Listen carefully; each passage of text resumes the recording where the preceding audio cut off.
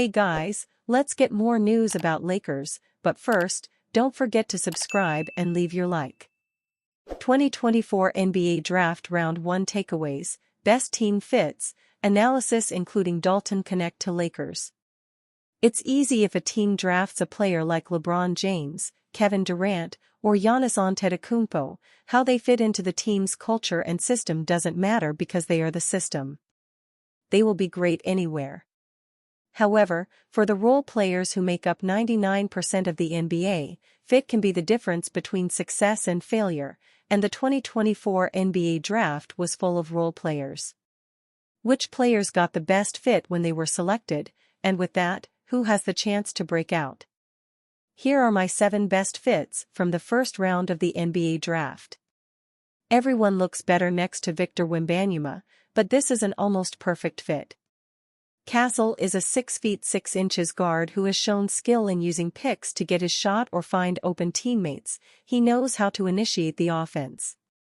He also worked well off the ball. Castle was a fantastic slasher off the weak side at UConn.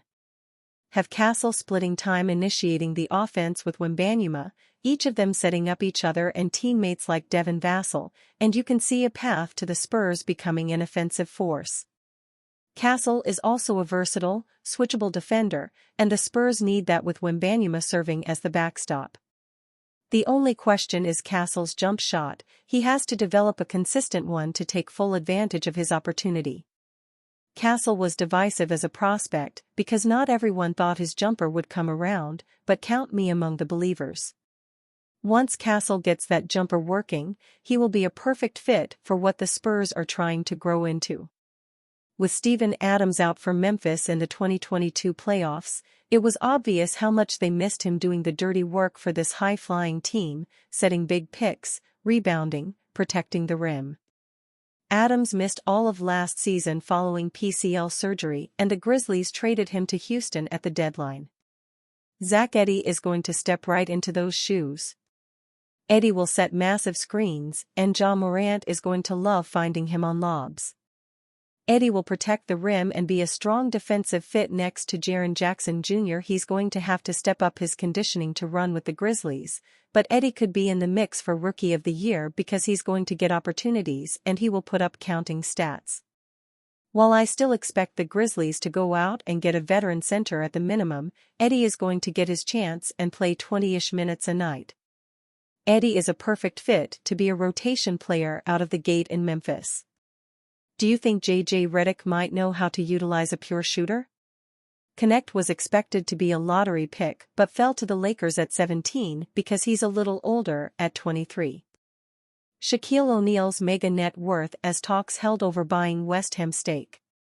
West Ham could become the latest club to receive financial backing from a high-profile American celebrity amid news. NBA icon Shaquille O'Neal is in talks to buy a stake in the club. Legendary NBA star Shaquille O'Neal is reportedly in talks to buy a stake in West Ham United.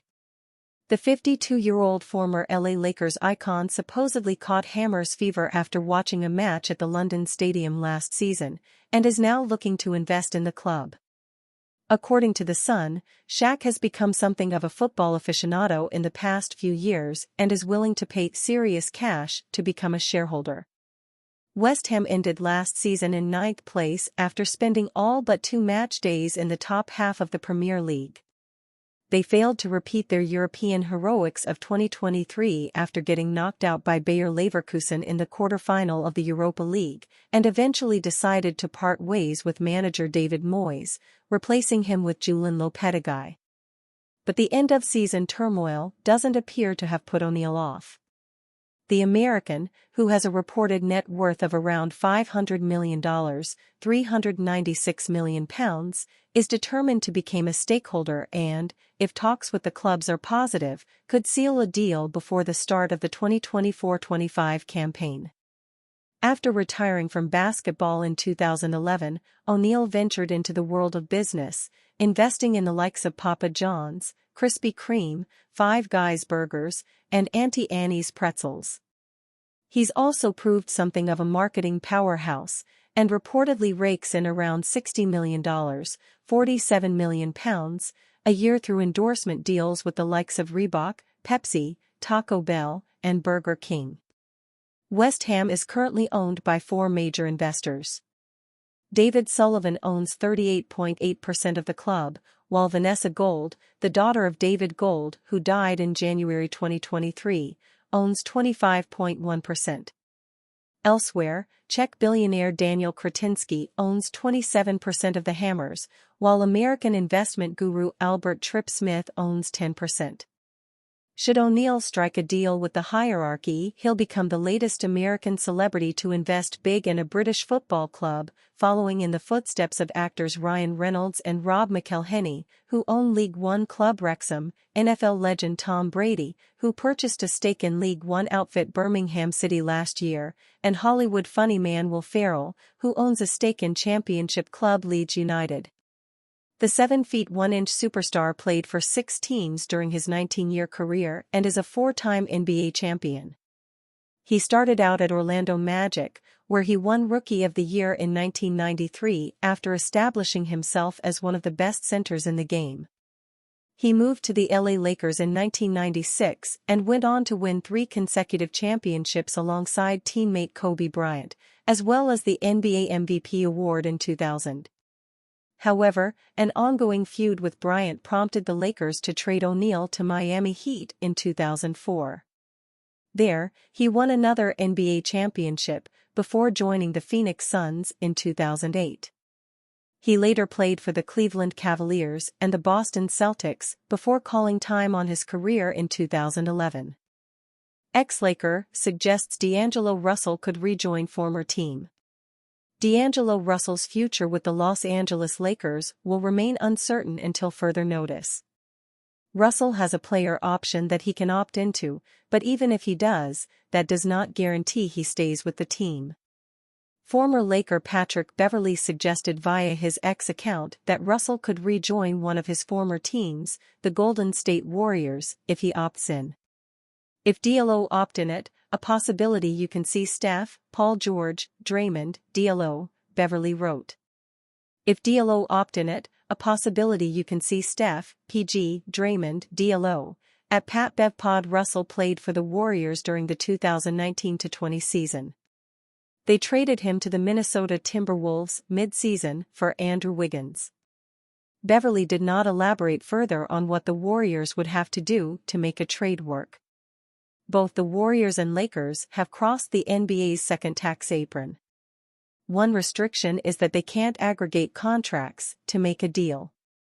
If the Lakers trade Russell to the Warriors, it has to be for another contra also. They can't take back money entering the second tax apron, meaning they'd have to pay someone who makes the exact amount Russell makes or less. Both Beverley and Russell played for the Lakers during the 2022-23 season, but they were never teammates. The Lakers acquired Russell while trading Beverley away in separate deals. There have been no concrete reports on what happens next with Russell. He has a player option to opt in for almost $18.7 million. From the looks of things, the Lakers will get rid of him one way or the other. Lakers Daily's Anthony Irwin reported that Russell will likely not be on the Lakers roster next season, no matter what he chooses. Sources close to the situation, speaking on the condition of anonymity, say the Los Angeles Lakers are preparing for D'Angelo Russell to opt out, but would not be at all surprised if he opted into his player option for the 2024-25 season. League sources believe that if Russell does opt in, a trade would be likely, Irwin wrote in a June 26 story.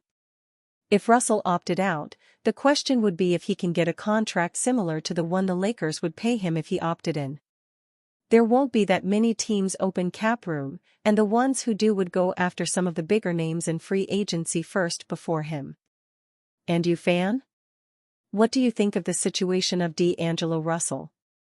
Leave your opinion in the comments.